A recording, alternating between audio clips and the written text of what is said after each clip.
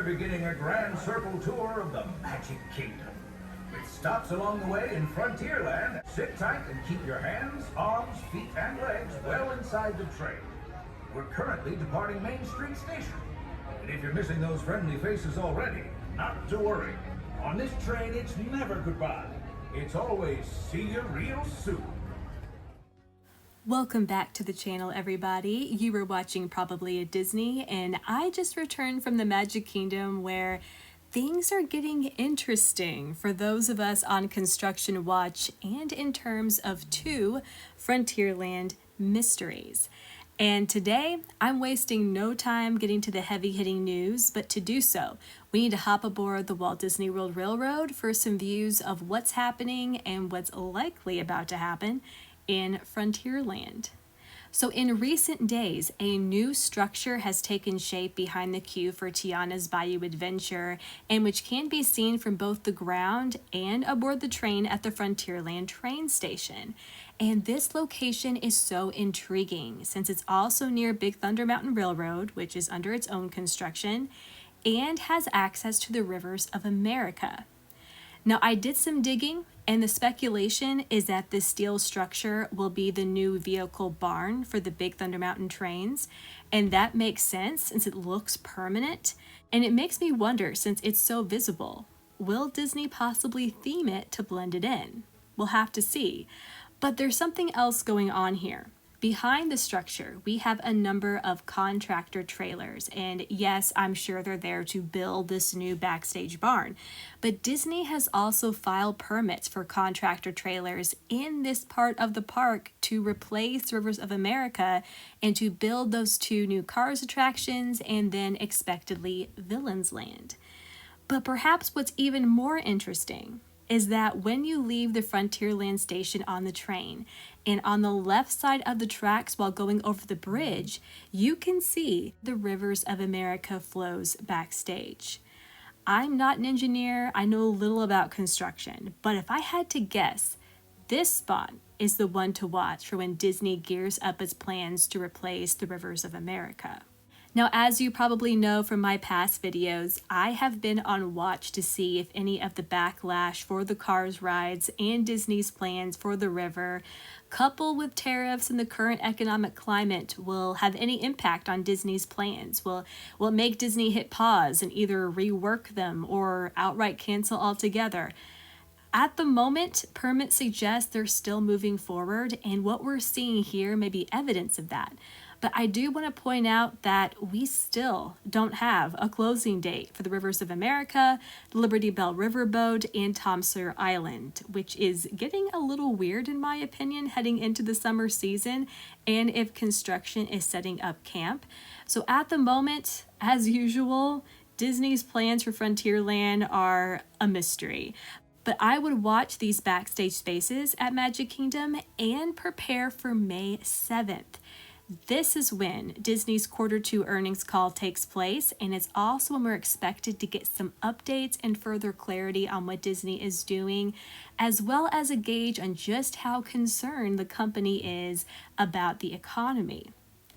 Now, I do want to mention that the Magic Kingdom isn't the only park getting a Frontierland overhaul. Some other news has bubbled up in recent weeks which may have connections to what's happening at Magic Kingdom and which I will get to in just a second. But first, I want to talk about Big Thunder Mountain Railroad because in recent days, we've gotten some of the best looks yet at the coaster's new track. And while the train offers some great views, the best, in my opinion, can actually be seen from Tom Sawyer Island and over by Fort Langhorne. Fans have been anticipating not only a rerouted track for this coaster, but as the train's narrator claims, new bells and whistles and perhaps along the lines of Disneyland's version of this attraction.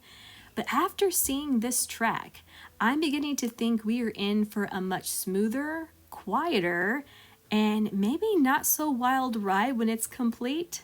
I'd love to know your thoughts about this in the comments.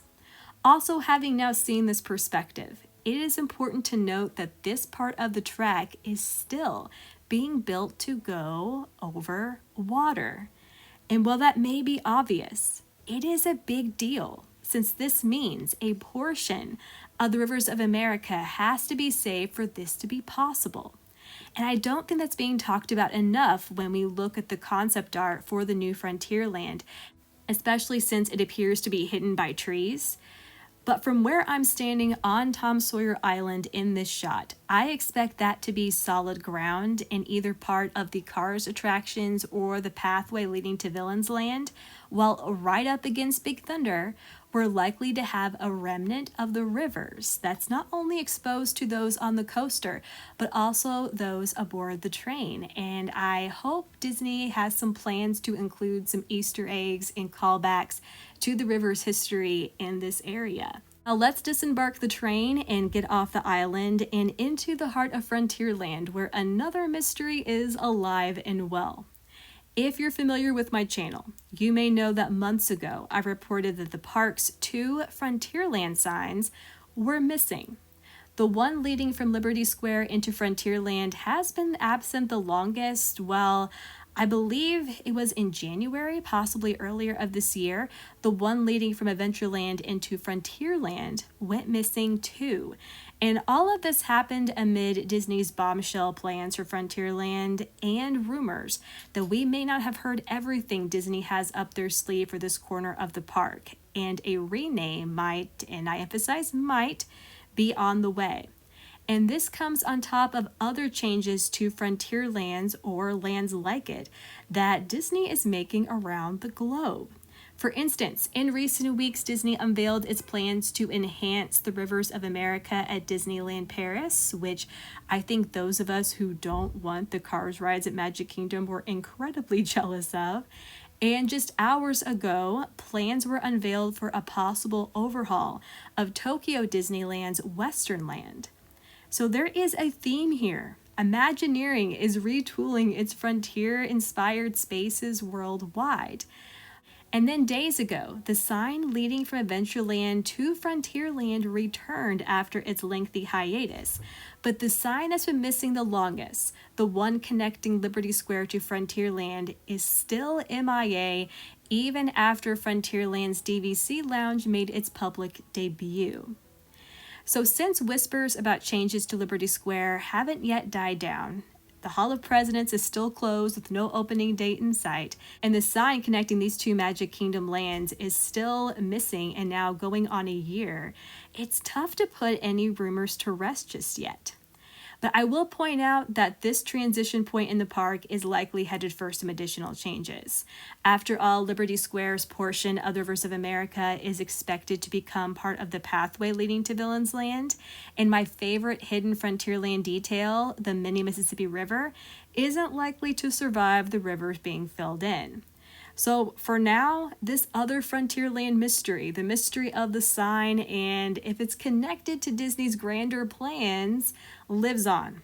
Now, before I let you go, I wanted to share a little what you probably didn't know about Disney Hidden Gem related to all of this news today, related to Frontierland, the rivers, and also unrealized and defunct Disney attractions.